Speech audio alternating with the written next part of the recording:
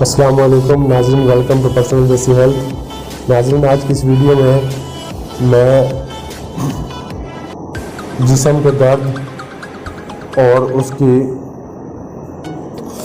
اچھی غذا جو اس میں معاون ثابت ہوتی ہے اس کے بارے میں بتانے جا رہا ہوں۔ صحت مند رہنے کے لیے صحت بخش غذا کھانا ہی ضروری نہیں بلکہ اٹھنے بیٹھنے کا صحیح طریقہ بھی اپنانا چاہیے۔ ایسا طریقہ جس میں جسم متوازن اور بہتر رہے، چاہے وہ بیٹھنے کے دوران ہو یا پھر کھڑے ہونے کے دوران۔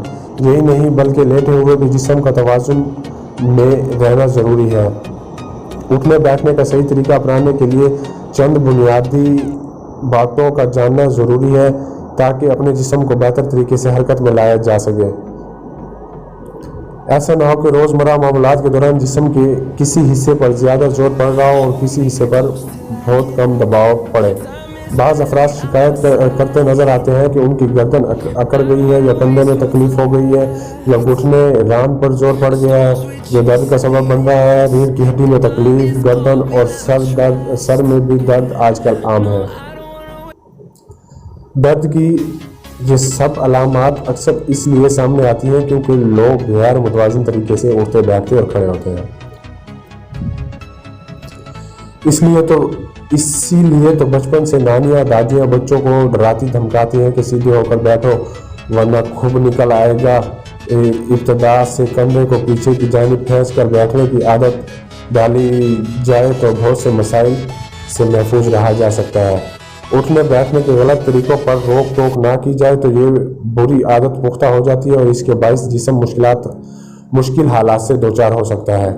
گول تکیے پر سونے کی کوشش کریں۔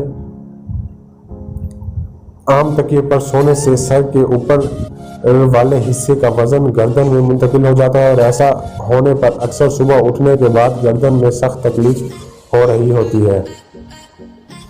صحت مندانہ نشست و برخاست نہ صرف شخصیت کو پھرتیلا اور پرکشش بناتی ہے بلکہ درد کے علاوہ کئی دوسری تکالیف سے بھی محفوظ رکھتی ہے۔ ذرا سی کوشش سے جسم کی حرکات و سکنات کو توازن میں رکھا جا سکتا ہے۔ درست طریقے سے ہاتھ پاؤں کو موڑنا نہ صرف توانائی بچانے میں اہم کردار ادا کرے گا بلکہ یہ بہت سی دوسری مشکلات سے بھی محفوظ رکھے گا۔ بعض افراد سستی میں بیٹھے رہنے کے عادی بن جاتے ہیں اور ان میں ایسے افراد بھی ہیں کہ وہ جب اٹھتے ہیں تو ان کے جسم میں درد کے باعث چیز سے اٹھ رہی ہوتی ہے۔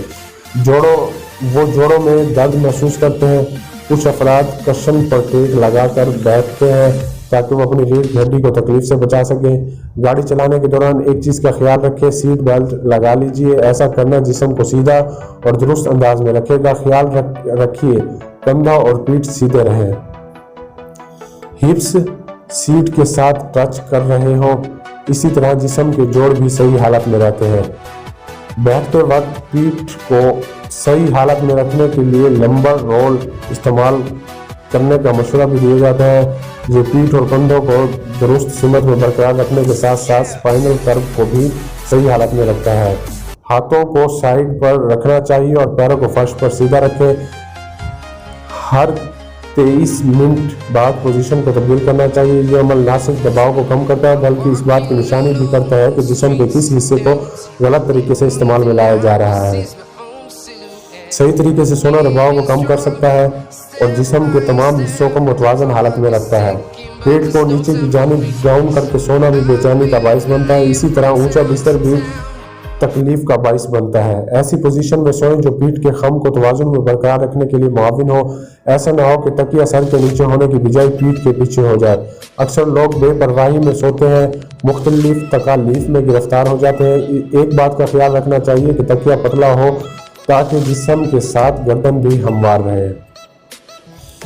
اگر لیٹ کر اٹھنا ہو تو کبھی اپنی کمر سے مدد نہ لیں بلکہ پوزیشن تبدیل کرنے کے لیے ہاتھوں کا استعمال میں لائیں۔ ماہرین صحت کا کہنا ہے کہ اٹھنے بیٹھنے کا صحیح طریقہ یہ ہے کہ ہر 23 منٹ بیٹھنے کے بعد 20 سے 23 قدم چلیں۔ کسی بھی قسم کی چیز اٹھاتے ہوئے کمر پر جھکاؤ دینے کی بجائے گھٹنوں پر زور دیں۔ ابتدا میں ایسا کرنا کچھ مشکل ہوگا لیکن مشق کرنے سے عادت پڑ جائے گی۔ اٹھنے بیٹھنے کا درست طریقہ اپنائیے کیونکہ یہ صحت تندرستی کے لیے ضروری ہے، اس لیے شخصیت میں خود اعتمادی بھی آتی ہے۔ جبکہ غیر متوازی پوسچرا اچھی خاصی شخصیت میں بگاڑ کا باعث بنتا ہے۔ تو ناظرین، یہ تھی ویڈیو، اگر اچھی لگے تو لائک کریں۔ اپنا قیمتی ٹائم دینے کا شکریہ۔ اللہ حافظ۔